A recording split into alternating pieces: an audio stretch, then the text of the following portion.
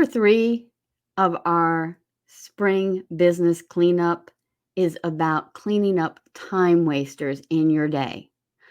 Look for the ways that you can systematize, organize, and tidy up your day-to-day routines and your business flow. This might be of how you handle your calendars or your electronic reminders. How often do you respond to email? That junk is wasting time, and you're spending time you don't have on non-productive items. You need to look at your day and figure out how you can organize and automate that busy work. Maybe some of it you could even outsource so you can spend more time growing your business.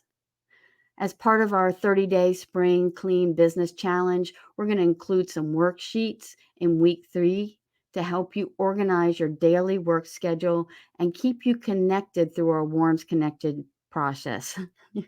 Go to successhelpchallenge.com right now and sign up.